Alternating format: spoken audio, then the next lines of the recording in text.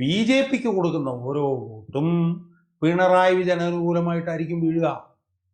അതുകൊണ്ടാണ് അന്ന് കൊടുക്കാതിരുന്നത്. അതിനേക്കാൾ കൂടുതൽ അതിഭീകരമായി ഹിന്ദു വികാരം വ്രണപ്പെടുത്തിയിരിക്കുന്ന സംഭവമാണ് ശബരിമല. കാരണം ശബരിമല എന്ന് പറഞ്ഞാൽ ഹിന്ദുക്കളെ ഏറ്റവും കൂടുതൽ പ്രസിപ്പിറ്റേറ്റ് ചെയ്യുന്ന ഒരു ശങ്കുറ്റിദാസ മറ്റേ ജനചാനലിൽ ഇരുന്ന് പറയുന്നത് കേട്ടത്, ഓരോ വർഷവും മണ്ഡലകാലമാകുമ്പോഴത്തേക്കും ഈ കാന്തിക ശക്തി പോലെയാണ് ഈ ഹിന്ദുക്കൾ ശബരിമലയിലേക്ക് പോകുന്നത്. അവിടെ നിന്നുള്ള കാണിക്കയാണ് ഈ നിരീശ്വരവാദികളായിട്ടുള്ള കമ്മ്യൂണിസ്റ്റുകാർ അടിച്ചുകൊണ്ട് പോയി എന്നുള്ളൊരു സാധനം ഹിന്ദുക്കളെ ചെറുതായിട്ടൊന്നുമല്ല ബാധിച്ചിട്ടുള്ളത്.